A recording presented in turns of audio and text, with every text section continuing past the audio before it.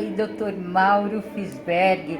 Sempre uma alegria falar com você, ainda que à distância, ainda nessa pandemia, né? Aqui, nessa janela barulhenta hoje da Paulista, tem manifestação, uma bagunça. Bom, mas estamos aqui para conversar sobre anemia ferropriva. Eu me lembro, quando eu era criança, doutor, os médicos mandavam as mães colocarem ferro, um pedaço de ferro, no feijão. Isso ainda está valendo? Olá, Isabel. Olá, amigos da Janela Paulista. É um prazer muito grande estar com vocês outra vez, especialmente nesse final de tempos ainda complexos com a pandemia. Mas, de qualquer forma, eu gostaria de conversar com vocês sobre esse tema que a Isabel está colocando, especialmente um pouquinho sobre alguns aspectos históricos da anemia. A anemia, ou a falta de ânimo, é uma doença que foi já trabalhada e descrita pelos antigos gregos. Já se sabia que a possibilidade desse cansaço, desse desânimo, dessa falta de atitude de alguns dos indivíduos sofredores estava relacionado com alguns aspectos alimentares e já se trabalhava com, por exemplo, comer fígado ou utilizar papas de fígado para melhorar esse processo que eles chamavam de anemia.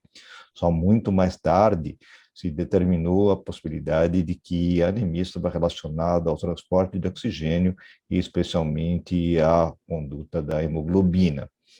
Uma situação que é muito frequente também é que, do ponto de vista histórico, a anemia está relacionada com a nossa própria literatura. Vocês conhecem, por exemplo, a figura do Jeca Tatu, descrito tão perfeitamente por Monteiro Lobato, mostrando uma situação do nosso caipira afetado especialmente por uma anemia por deficiência de ferro, por perda, perdão, de ferro, causada provavelmente por uma infestação maciça de parasitas. Então, são quadros que são bastante importantes e dentro desse histórico se discute, por exemplo, a possibilidade de aumentar o ferro da alimentação através da colocação de ferraduras, de pregos na sopa, a utilização de panelas de ferro, que foram interessantes por alguns momentos, mas que hoje nós sabemos que existe principalmente mistura de outros metais, existe o risco de intoxicação, existe a possibilidade de fazer com que existam alguns efeitos colaterais importantes. Portanto, hoje nós não utilizamos mais esses recursos, nós simplesmente tentamos trabalhar, primeiro, com os aspectos preventivos e, segundo, com os aspectos de suplementação e tratamento com sais de ferro muito mais disponíveis, muito mais adequados, com menos toxicidade quando possível. Então, é ainda folclore a utilização dessas condições de colocação do prego na alimentação, ou das ferraduras, e até a utilização de barras de ferro ou a panela de ferro, mas nós sabemos que existem alguns riscos importantes para isso, e nós dispomos hoje de elementos muito mais seguros e mais tranquilos. Então, quais são as novas recomendações da Sociedade Brasileira de Pediatria?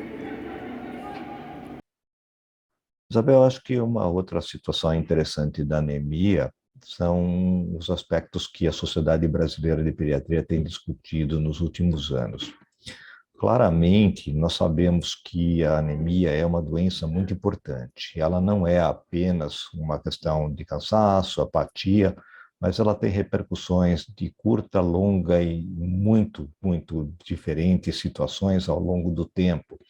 Alguns trabalhos mostram que, mesmo muitos anos depois de tratada, a anemia ainda pode causar alterações importantes no desempenho na sociedade dos indivíduos que tiveram anemia precoce.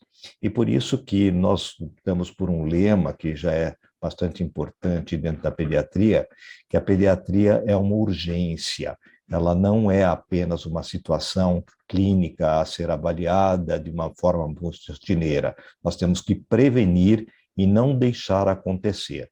E é por isso que, muito recentemente, nós estamos revendo algumas instruções e recomendações para os pediatras para que eles usem uma nova postura em relação à suplementação com ferro, de tal forma que exista uma clara forma de trabalho diferente e que possa ser muito nesse sentido, de evitar a anemia o mais precocemente possível para que não exista o aparecimento das consequências de longo prazo.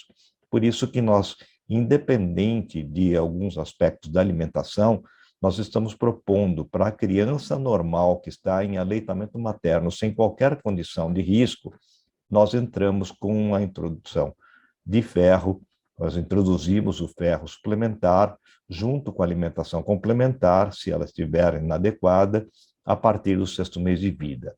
Se não estiver em aleitamento materno exclusivo, nós introduzimos o ferro a partir do 3º mês de vida, com formas de prevenção, que a gente chama de 1 miligrama por quilo por dia para as crianças de ferro alimentar, com o sal que tiver menor efeito colateral, menor toxicidade. Tá?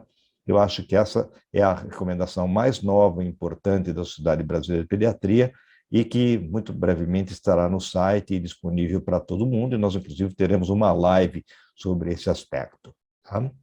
Muito obrigada, doutor Mauro, por sua presença mais uma vez, ainda que à distância, aqui no nosso portal Saúde Livros e na Janela da Paulista.